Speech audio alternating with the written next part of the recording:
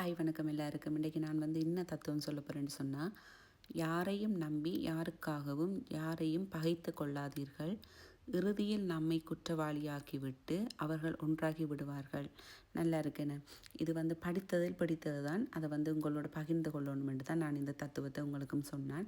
அப்படியே வாங்க இன்றைக்கி என்ன வீடியோ ஒன்று பார்ப்போம். இது ஒரு ஓர்டருக்காக சமைக்கிற சாப்பாடு தான். நேற்று சமைச்ச சாப்பாடு.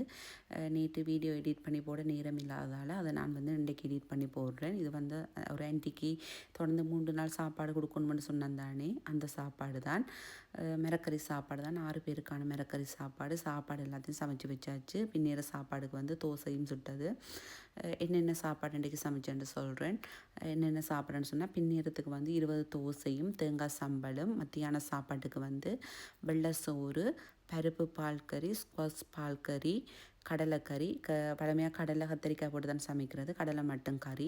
இதில் கேரட்டும் கறி மிளகாயும் போட்டு ஒரு வர மாதிரி செய்தேன்னா, நேற்று கேரட் சம்பல் கொடுத்தேன். இன்றைக்கி வித்தியாசமாக மிரக்கறிகள் நிறைய கிடைக்கிற கஷ்டம், இருக்கிற மிரக்கறிகளை வச்சு வித்தியாசமாக சமைக்கிறேன். அங்கால தயிர் போட்டு வெங்காய சம்பல், அப்பளம் பொரியல், இவ்வளோ தான் இன்றைய சாப்பாடு.